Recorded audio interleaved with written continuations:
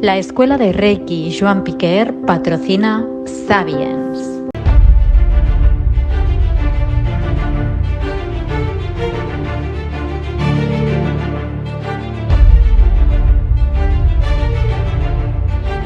Salutacions, saludos, benvinguts, bienvenidos al Sapiens. Os saluda Ferran Prat. Hoy tenemos un tema interesante, ¿eh? Casi que podríamos haber puesto de fondo la canción de Simon and Garfunkel, El sonido del silencio.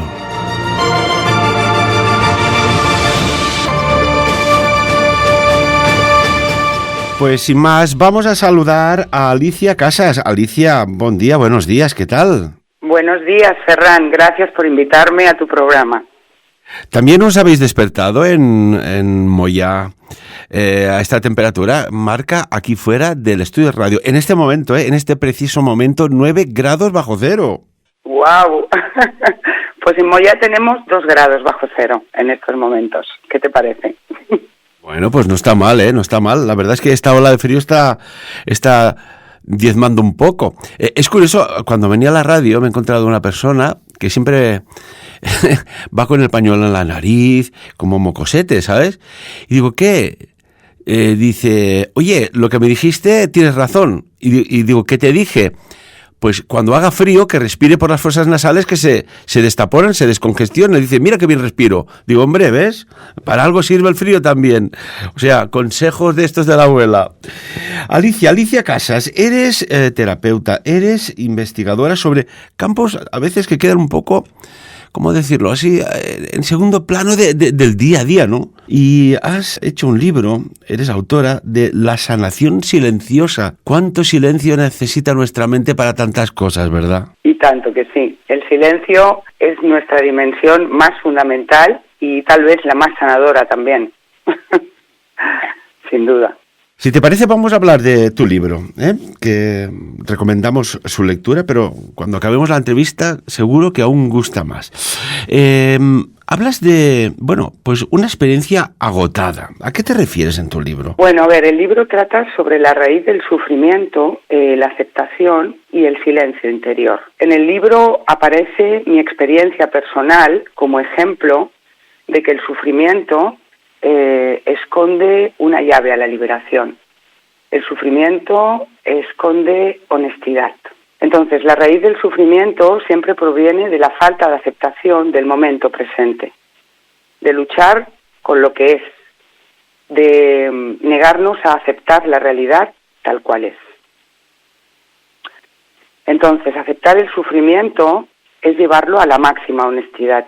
Y al llevarlo a la máxima honestidad, nos damos cuenta que en realidad lo generamos nosotros. Este gesto permite vivir el sufrimiento de una manera consciente, que por otro lado es la mejor forma de trascenderlo.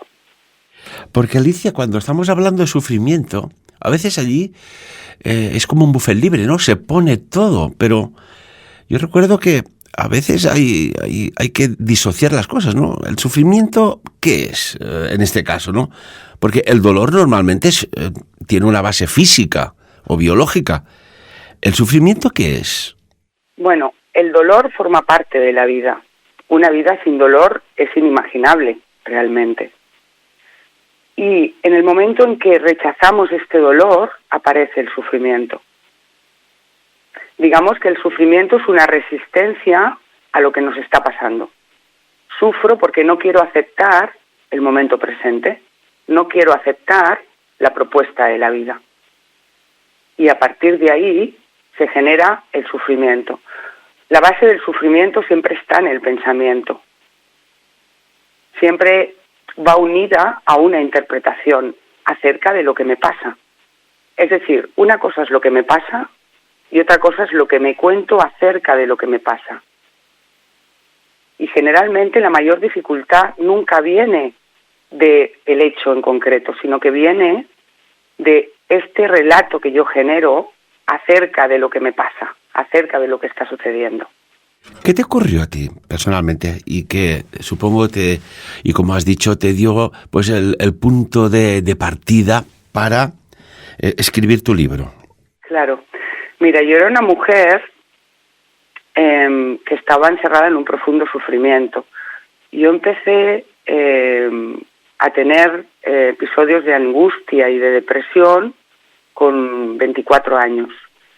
Y fui paciente psiquiátrica, pues esto, alrededor de 20 años, medicada todos los días. Luego más... Una pregunta, cuando vas medicado todos los días en este contexto, ¿cómo ves la realidad? ¿Cómo la percibes? Es complicado porque las personas, al menos yo, en mi caso, yo vivía muy identificada a mi pensamiento, muy identificada a mis emociones, muy identificada a mi historia personal, y entonces vivía con mucho miedo realmente, porque lo que hay detrás de todo esto es un miedo a la vida misma, al mismo hecho de existir.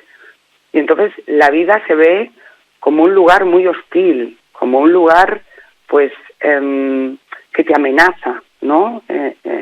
Y claro, vives, como tú has dicho, muy disociado de la realidad, muy disociado del momento presente, del instante, del aquí y del ahora, ¿no? Entonces, bueno, más tarde se me declara una enfermedad autoinmune, también bastante pesada, que tampoco tenía cura, y entonces todo esto me lleva a colapsar de alguna manera, ¿no? Y entonces yo empiezo de alguna manera a pensar en el suicidio, y hasta el punto de que, bueno, ya casi que lo tengo decidido, y en ese momento se da un punto de inflexión muy grande en mi vida. ¿Qué sucedió? Claro, bueno, pues yo me doy cuenta de lo lejos que he llegado, ¿no? Y en ese momento, como te digo, yo le pido a la vida que me diga a ella cómo tengo que vivir mi vida. Es decir, yo es como le digo a la vida que no sé más, yo no sé más. Y entonces ahí aparece una rendición. Y acompañada de esta rendición aparece una aceptación muy grande, se da natural, ¿eh? No es que yo haga nada concreto. Entonces, cuando yo le digo a la vida, dime tú cómo tiene que vivir Alicia la vida de Alicia, cómo lo tengo que hacer esto. Y como te digo, en ese momento ocurre un cambio muy grande en mí, es decir, aparece una rendición muy grande. Y no es que yo me dé mucha cuenta de esto tampoco, ¿eh? Lo único que, claro, sí que aparece como una voz interna que me dice, date otra oportunidad, ¿no? Tiempo para suicidarte siempre tienes. Cuando hablas, Alicia, y permíteme, de una voz interna, esto se da a muchas personas, ¿no? Cuando están al límite de algo, hay algo que sucede a nivel mental que es como una reprogramación positiva, como una reconducción de un estado que ya te lleva al límite. Sí, Ferran. Es decir, a mí el sufrimiento me llevó al despertar. Es algo que desde fuera puede parecer muy contradictorio. Cómo una persona en el peor momento de su vida puede llegar a tener una comprensión tan profunda de sí misma y del mundo, ¿no? Bueno, pues sí. Es decir, el sufrimiento nos profundiza.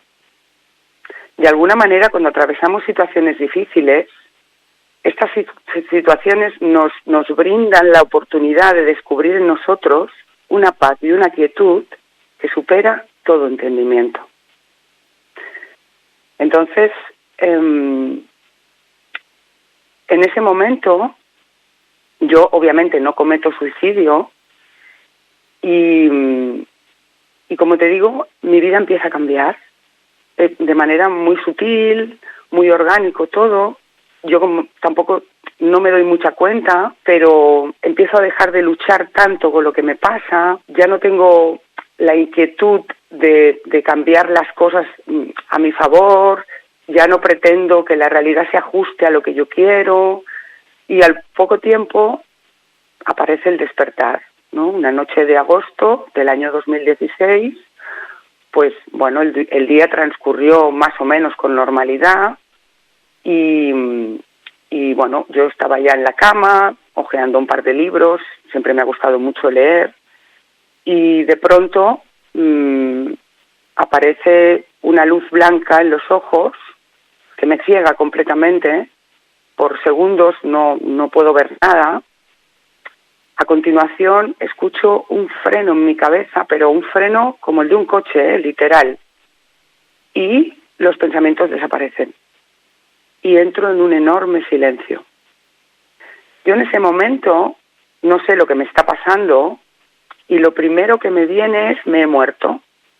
Porque empiezo a sentir como un amor muy grande y me siento unida a todo lo que había en la habitación, a todos los objetos, a absolutamente todo. Y entonces yo, claro, no me parece que esa experiencia pueda salir de mí, no me parece inconcebible, ¿no? Y digo, me he muerto. Entonces me quedo sentada, estaba sentada, de hecho, no recuerdo el tiempo que me quedo sentada, y de pronto siento que no, que sigo viva, bueno, claro, pero que no sé qué me ha sucedido. Y entonces decido salir de la habitación, ir hasta el balcón, salir afuera, que me dé el aire, y empiezo a ver que todo brilla mucho, es decir, como si todo lo hubieran puesto en HD. Bueno, todo toma una presencia y un significado, pues, diferente, muy grande, y a partir de ahí, Ferran, mi vida cambia por completo. O sea, que estás haciendo, Alicia, las mismas cosas.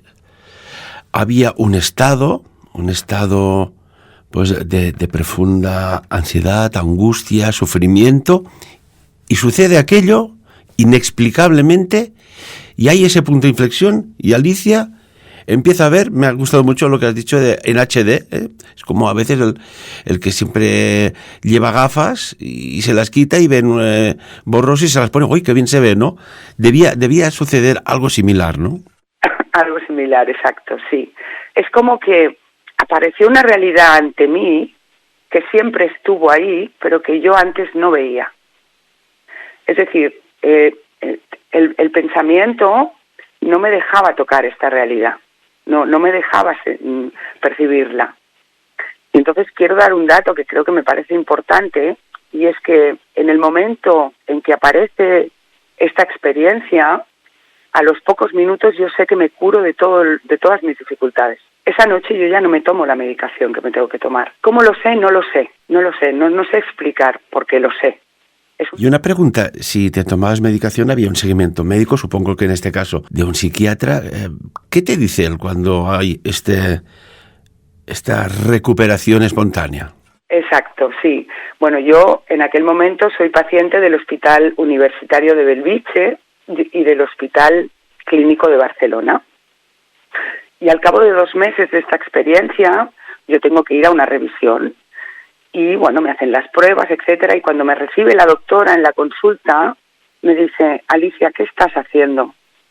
Y le digo, no te entiendo. Y me dice, estos análisis están prácticamente normales y lo que tú tienes no se cura. ¿Qué estás haciendo? Y le dije, pues doctora, con honestidad, no le sé contar lo que estoy haciendo, no lo sé. Solo sé que desde hace un par de meses vivo prácticamente en el silencio, es decir, apenas pienso, no tengo pensamientos casi. Y entonces ella me dijo, bueno, no sé muy bien de lo que me estás hablando, pero lo que sea que estés haciendo, síguelo haciendo, porque te vas a curar, me dijo. Y entonces en el informe puso, ¿cómo puso? Curación espontánea. Y efectivamente, desde entonces, pues mi recuperación fue como muy rápida, ¿no? Y en muy poco tiempo yo pues pasé a tener una vida prácticamente normal. El psiquiatra también lo visité, porque esta primera doctora que te comentaba era referente al problema autoinmune. Luego sí fui al psiquiatra también y entonces le pregunté, doctor, ¿usted cree que yo puedo dejar esta medicación en algún momento? Yo ya no me la estaba tomando, en eso no fui del todo honesta, pero quería ver cuál era su opinión.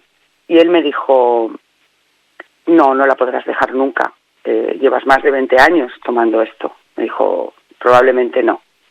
Yo ya no me la estaba tomando. Y entonces fue cuando le dije, doctor, es que no me la estoy tomando. Y claro, el hombre me dijo, pero ¿cómo es posible? ¿Y qué estás haciendo? Y le conté lo mismo que le había contado a la doctora. Y bueno, en fin, esta es la historia. Bueno, la cuestión es que uno mismo se autorrepara.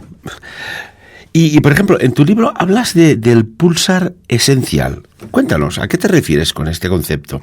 Bueno, el pulsar esencial es un movimiento que surge del silencio.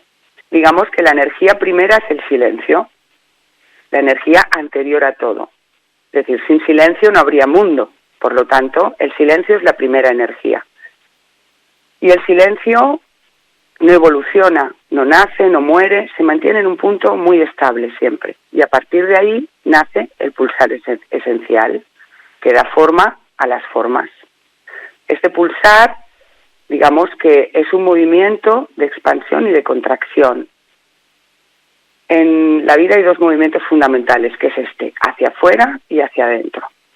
Entonces el pulsar esencial, digamos que es este movimiento, es el que hace que la Luna orbite alrededor de la Tierra, que Júpiter se mueva como se mueve, que Saturno se mueva como se mueve, que viajemos a una velocidad de vértigo por el universo. Es decir, este es el pulsar esencial. Y una cuestión, saliendo de este pozo, de esta crisis profunda, ¿te planteas en algún momento decir, no sé, ¿qué es la vida? ¿Para qué vivimos? ¿Para qué existimos? ¿Qué hay aquí? ¿O es producto de, pues de una relación en la cual un óvulo y un espermatozoide acaban siendo buenos amigos y de allí surge la vida? ¿O te da algo más de datos para que digas, uy, he descubierto algo que antes no había visto? Bueno, a ver, claro, desde el silencio descubres que en realidad la vida se expresa a través de nosotros para conocerse a sí misma, para descubrirse a sí misma. Digamos que somos canales de vida y de alguna manera la vida se expande a través nuestro. Entonces, el viaje de la vida sería un poco este descubrirse, este expandirse. Digamos que para la vida lo que conoce ya no le sirve, ¿no? Sería un poco, sí, es como que la vida es descubrimiento. Sería. Uh-huh. Y una cuestión, cuando hablas de sufrimiento, no sé, ahora me ha venido la imagen de Jesús el Nazareno, que hasta que, pues no lo pusieron en la cruz, el sufrimiento que este hombre vivió, ¿no? Esta palabra, el Calvario. ¿Qué podrías decirnos de este episodio, de este capítulo de la historia? Bueno, Jesús yo creo que se enfrentó a la peor privación que se puede enfrentar un ser humano, ¿no? Con la crucifixión. Entonces, yo creo que de alguna manera Jesús nos explica que todo esconde un bien mayor. Que en lo profundo, la esencia del ser humano nunca se ve afectada por nada. ¿Somos seres humanos? ¿O somos terrícolas? ¿O en este planeta llamado Tierra cohabitan dos especies, los terrícolas y los seres humanos? Porque dudo que un ser humano agreda, viole, ataque, mate a otro ser humano. ¿Qué opinas? Bueno, yo diría que aquí no hay nada separado, que todo está unido. Entonces, creo que existe el orden y el desorden. Y lo que creo que también hay un error fundamental, y es, una vez más, la interpretación que hacemos acerca de este desorden. Y esto nos lleva muchas veces a convertirnos en verdaderos desalmados, ¿no? En verdaderos monstruos, porque hay seres humanos que realmente llevan a cabo unas acciones que son del todo inhumanas. Entonces ya no son seres humanos. Bueno, yo creo que todos somos seres humanos, Ferran. Pues aquí déjame discrepar, pero te puedo asegurar que en este planeta hay dos especies que caminan a dos patitas, pero unos son seres humanos y los otros son terrícolas. Y dentro de los terrícolas hay una subespecie muy agresiva que parece que su propósito de vida es destruir al prójimo. Esto es tremendo. A lo mejor tienen que vivir, no sé, un tipo de experiencia o algo para que se reconduzca este propósito tan terrorífico de vida. Ajá. Bueno, yo siento que, como te digo, todo está unido y que estas personas se hacen cargo de unas energías que hemos creado entre todos, en realidad. Es decir, la sociedad es un reflejo de lo que tenemos nosotros dentro. Es un reflejo de nuestro comportamiento, de alguna manera, de nuestras creencias.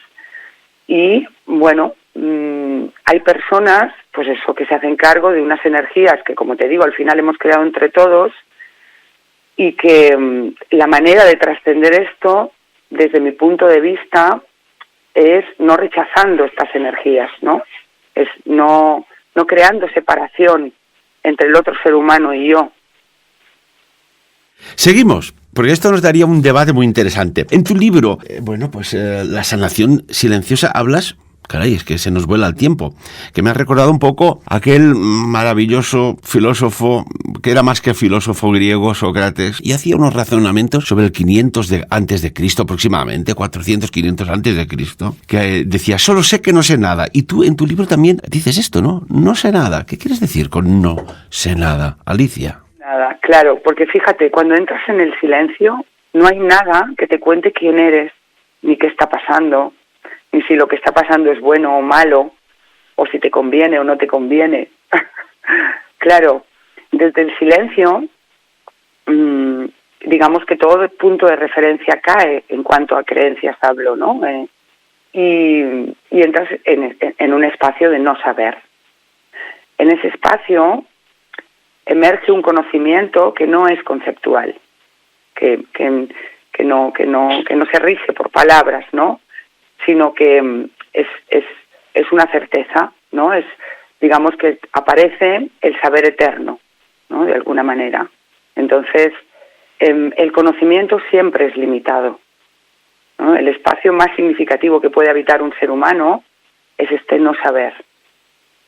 ¿Podría ser que el silencio molestara a algunas personas que viven siempre con el continuo, y en esta sociedad aún más, ¿no? Que no estás bombardeado de impulsos sonoros continuamente, o por el teléfono móvil, la televisión, si vas a un restaurante, depende de qué zonas te mueves por la calle, en el trabajo hay como una desergonomía acústica exacerbada. Pero se puede dar que en algún caso que el silencio pueda molestar a los oídos de una persona y decir, uy, qué silencio que hay aquí. Bueno, es que el silencio te interioriza. El silencio te lleva a encontrarte contigo mismo y no estamos demasiado acostumbrados a este gesto, ¿eh? Nos cuesta encontrarnos con nosotros mismos, nos cuesta interiorizarnos. En muchos casos nos parece que dentro nuestro vamos a encontrar, yo qué sé, ¿no? Un monstruo, o vamos a encontrar, pues, no sé,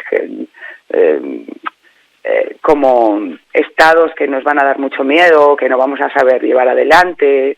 Bueno, esto de alguna manera es muy egoico, ¿no? Es decir, esto proviene del ego. No hay nada de esto dentro nuestro en realidad, ¿no? Entonces, claro, el silencio, como te digo, te hace encontrarte contigo mismo. Y puede llegar a molestar, claro, sí. Que además el silencio es la puerta de entrada a la paz, ¿no?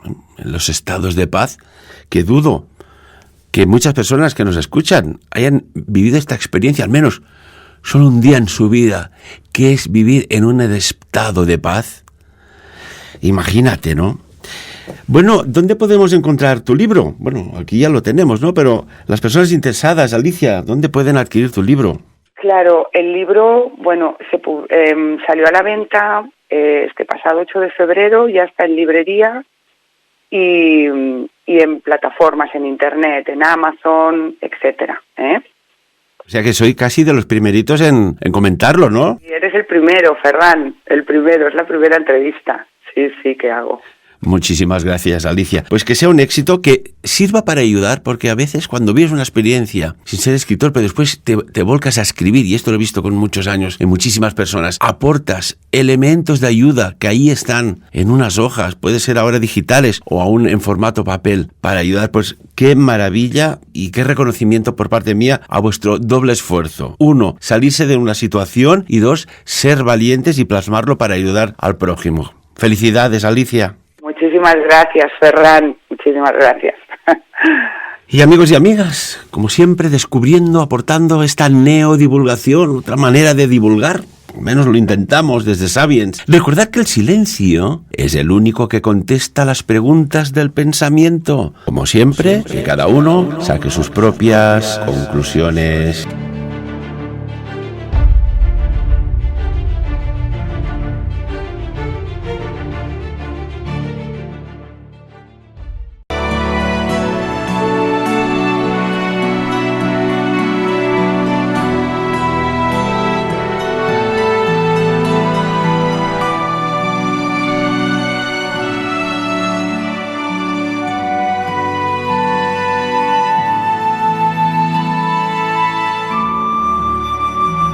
La Escuela de Reiki Joan Piquer ha patrocinado Sapiens.